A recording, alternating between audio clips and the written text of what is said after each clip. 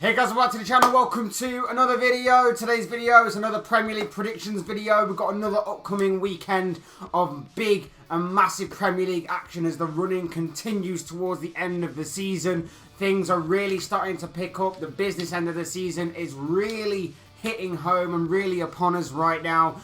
And we've got another round of Premier League fixtures that are going to affect the entirety of the Premier League table as it currently stands and as we currently know it.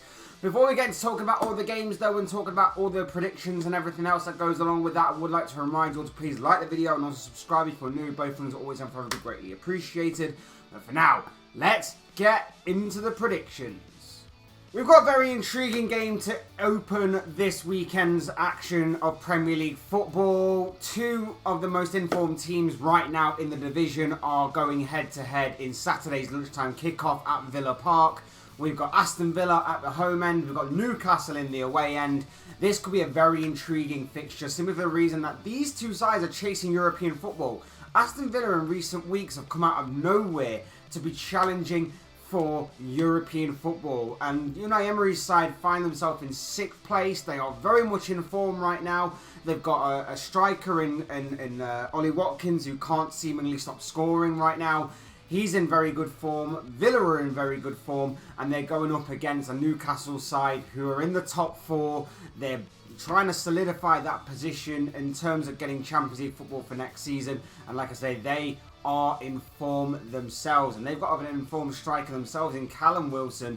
And this one is going to be a very intriguing battle to play out. Both sides solid defensively. Starting to score plenty of goals going forward as well. This one could be a very intriguing game. Not probably one that might jump out at you right off the bat, given the two names, but something that might actually go a little bit under the radar this weekend.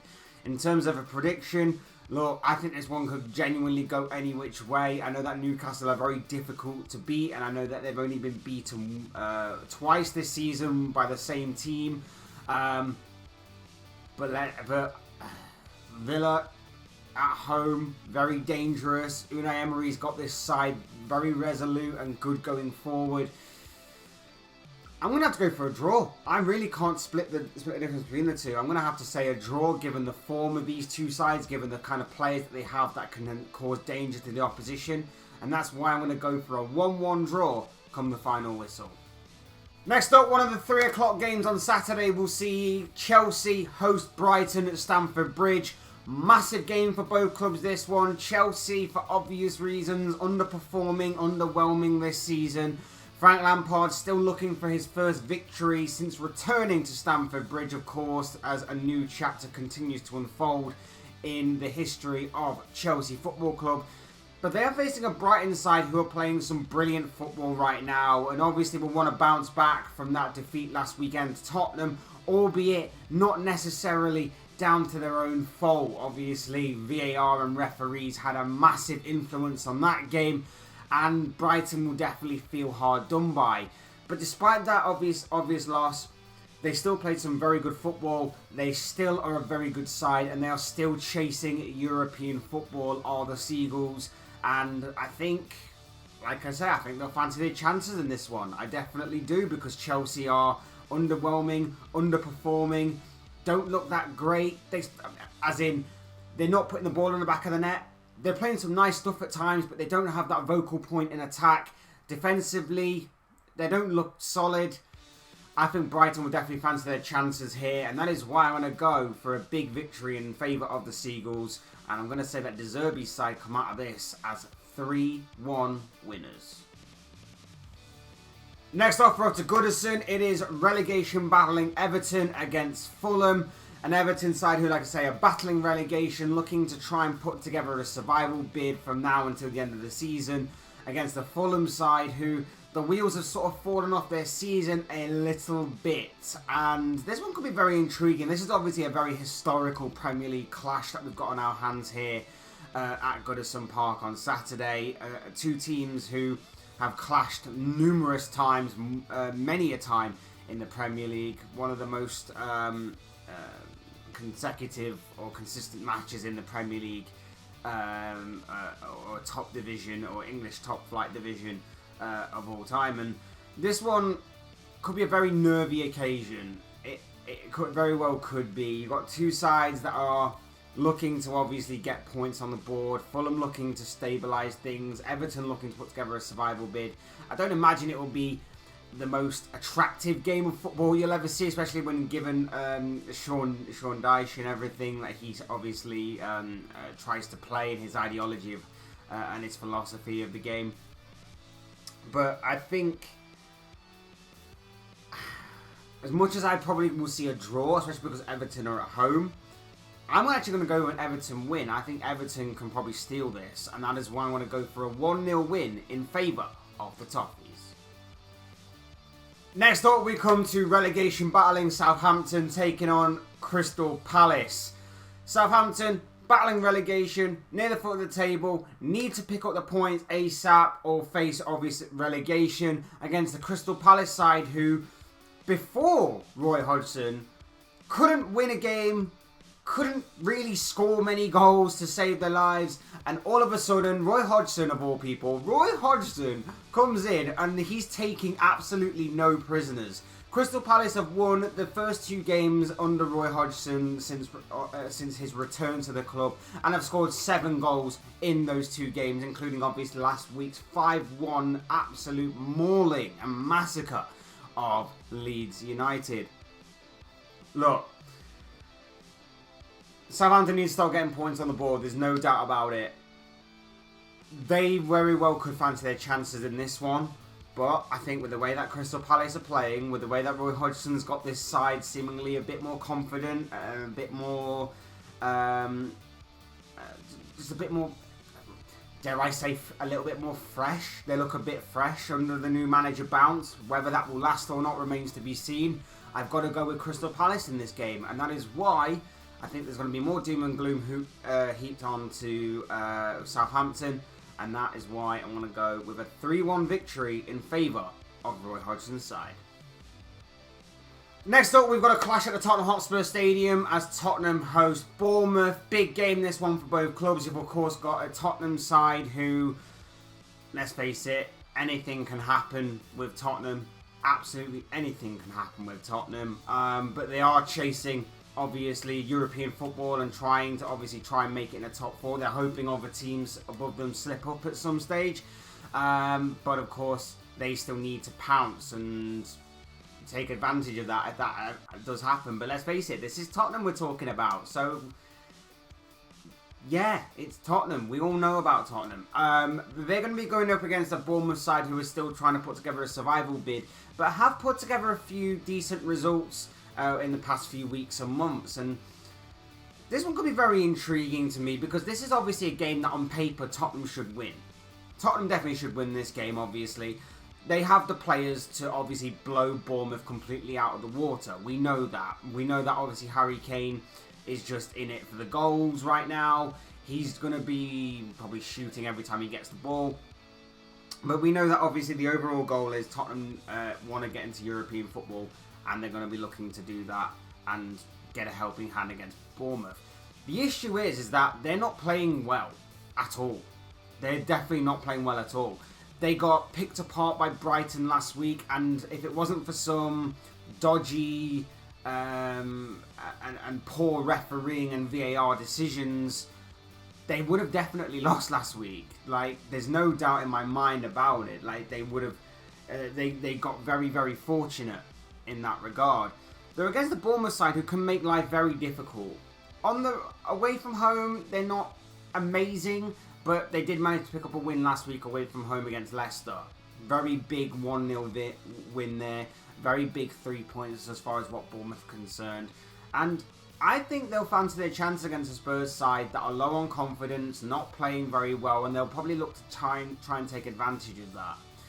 In saying that, whilst a draw isn't out the realms of possibility, I'm going to give the slight edge to Tottenham simply for the Harry Kane factor. That's the only thing that is keeping Tottenham alive and running right now, is the Harry Kane factor. And let's face it, next season, he might not even be there. But yeah, got to give the slight edge to Tottenham simply for the Harry Kane factor. I'm going to go 2-1 to Spurs. Next up, a clash of two inconsistent sides at Molineux as Wolves take on Brentford. Wolves, not entirely safe. They may sit 13th, but they're only 4 points ahead of the drop zone, so they'll be looking to obviously stretch and extend that gap, hopefully, for them.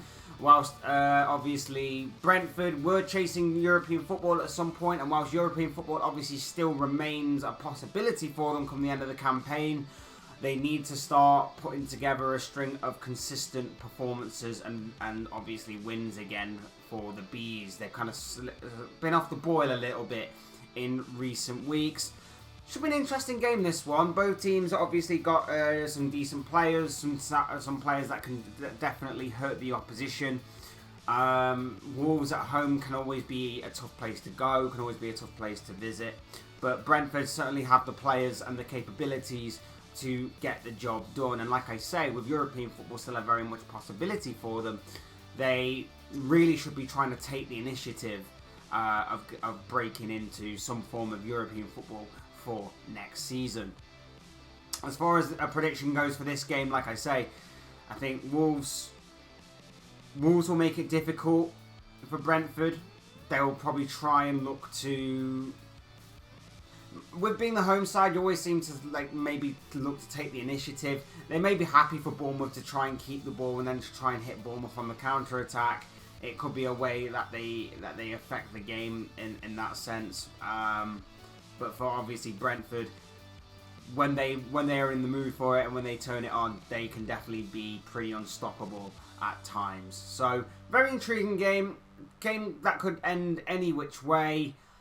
I'm going to have to give the slight edge to Brentford on this one. Like I say, genuinely could go any which way. I'm going to give the slight edge to Brentford, and I'm going to say that the Bees come out of this one as 2-1 winners. Next up, we've got Saturday's evening clash to talk about. It is at the Etihad Stadium. It is Manchester City taking on Leicester. Leicester, of course, under new management, under Dean Smith. Manchester City in red-hot form, hunting down Arsenal with each and every single game week, it seems. Obviously, the gap at the top of the table is now down to 6 points. Could that gap extend or be shortened this weekend? It remains to be seen. Look, for me, there's only one winner. Leicester could obviously manage a new manager bounce, and they could be in real need of one. It could throw a bit of a banana skin in the works if City obviously take their eye off the ball a little bit. It definitely could. If they take it for granted before a ball is even kicked, City could end up with egg on their face. I just don't see it happening though. I see City continuing their red hot form, Erling Haaland to continue his excellent scoring run and to continue to hunt down Mohamed Salah's goal scoring record in a single Premier League season. Therefore, there's only going to be one winner, and that is going to be Manchester City at home at the Etihad. And I'm going to say that this game will end 4-1. 4-1 to Pep Guardiola's side. Next, we're going to look ahead to Saturday's afternoon clash between Nottingham Forest and Manchester United at the City Ground in Nottingham. Massive game, obviously, for Nottingham Forest. They are trying to battle relegation. They are in some really bad form right now. They just need something to help them get out of this kind of rut they're in. And the unfortunate part is that they're against the Manchester United side, who are trying to solidify themselves in the top four. Yes, I think this is the last game that Casemiro is serving on a suspension. Marcus Rashford is out of this game. The extra game in midweek for Manchester United might also play its part. They've, of course, got Europa League action against Sevilla. But you'd still lean more towards Manchester United in this. You'd still lean more towards Manchester United in picking up the win. Forest have been difficult to play at home play when they're at home this season. Forest have taken points off the likes of Liverpool and Manchester City, just to name a couple. Couple of big games there that obviously, again, this one seems to me like a bit of a banana skin for Manchester United if they don't obviously take this game properly and seriously. They definitely could slip up here. I don't necessarily see it happening though. I know they are missing a couple of key players in this, but I still would expect Manchester United to go out there and obviously step up to the plate and get the 3 points, especially when you consider the likes of Bruno Fernandes and Anthony, maybe a returning Anthony Martial, Jadon Sancho. Those kinds of attacking talent on show should mean that Manchester United get the job done here against Forest. That's not to say it's a foregone conclusion, but I am going to say that United get the win, get the 3 points, and I am going to say that this will end 2-1 to Erik ten Hag's side. Jumping ahead now to Monday night's game, and it is Leeds United at Elland Road against Liverpool. Jesus Christ, I've got no idea what to expect from this game, because Leeds battling relegation, Liverpool trying to salvage their season with some form of European football. There's still a lot to play for these two sides. When they clash on Monday night, look, if this was at home at Anfield, I'd be slightly more confident. It's away from home. Liverpool have been poor away from home. It's an 8 o'clock game under the lights at Elland Road. Elland Road going to be lively, going to be hostile. They need the points, both teams. Leeds obviously need it more for Premier League survival. Look, when I've gone against Liverpool this season, very rarely does it happen that I completely go against them and I say that they lose. But when it does happen, Liverpool have tended to win. I think I did it when they played against Arsenal. I did it last week. I did it when they played against Manchester City, when they were at home earlier on in the season, and Liverpool have gone on to win. Obviously, I want Liverpool to win, especially after the week we've kind of had.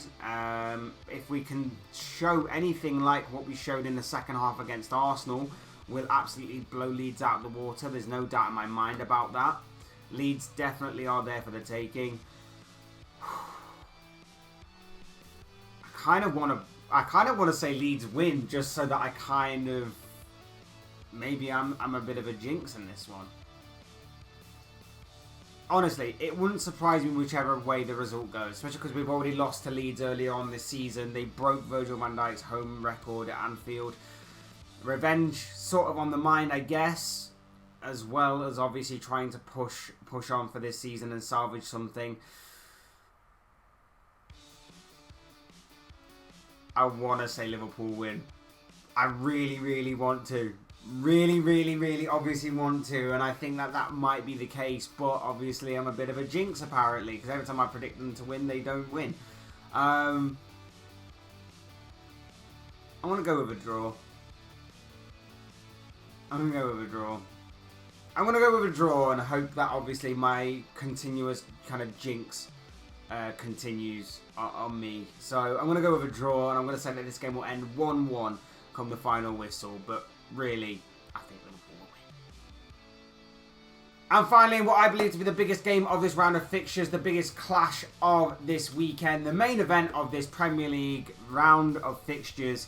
It is West Ham in the home corner. It is Arsenal in the away corner. It is a big London derby, and of course there are big ramifications for both of these sides. You've got a West Ham side battling relegation. You've got an Arsenal side trying to maintain their, at least for now, their 6-point lead at the top of the table.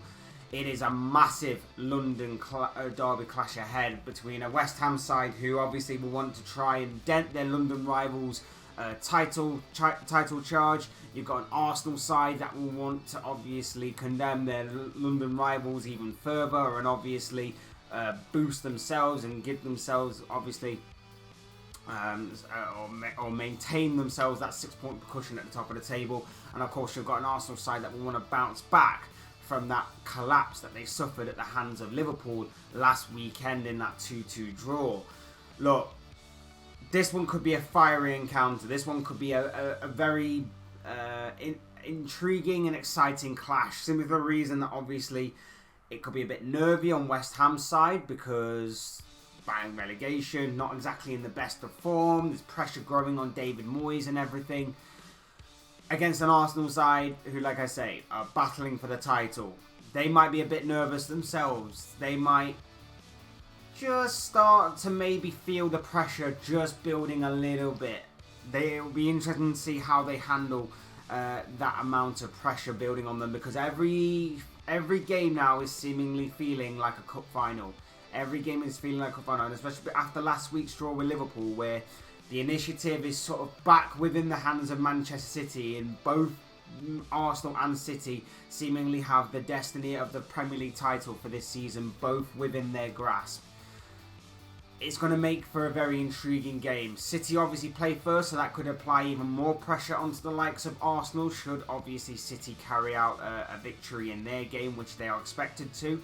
But Arsenal, I believe, will get the job done. I think they should get the job done. I think they needed that kind of draw last week to get them back down to reality a little bit. And to keep their feet grounded. But I think they will get the job done. I see Arsenal winning, and I think it will end 3-1 to Mikel Arteta's side. But of course, as I always say, these are just the thoughts, comments, opinions, predictions. Most of all, of course, predictions on all of the games that are coming up this weekend in another huge round of Premier League fixtures.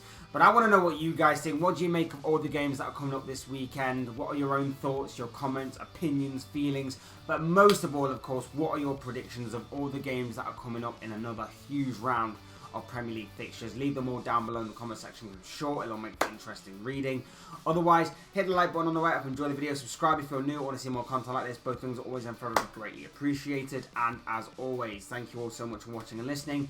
I've been Fletch. This has been another Premier League prediction show, and I'll see and speak with you all again soon in another video.